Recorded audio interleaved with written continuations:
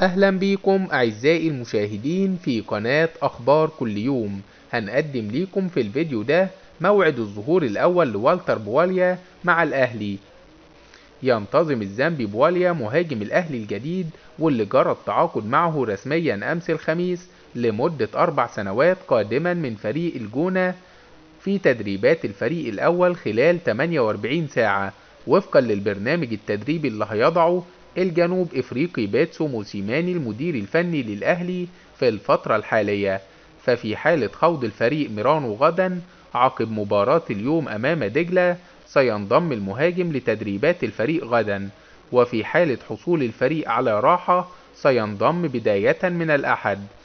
بواليا يغادر إلى الجونة لجمع متعلقاته.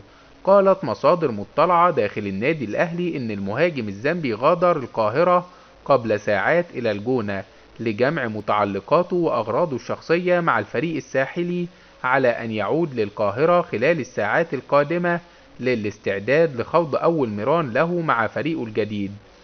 وأكدت المصادر إن اللاعب سيكون جاهز للمشاركة في المباريات القادمة مع الفريق بعد قيده مباشرة، بداية من مباراة سيراميكا كليوباترا المقررة 8 يناير الجاري ضمن مباريات الجولة السادسة من بطولة الدوري الممتاز.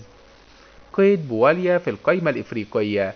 سيتم قيد بواليا في القائمة الإفريقية خلال الفترة القادمة، ولن يكون مسموح للاعب المشاركة مع الفريق أمام سوناديب في إياب دور 32 من بطولة دوري أبطال إفريقيا، حيث يحق له المشاركة مع الفريق في دور 16 وفقا للوائح الاتحاد الإفريقي.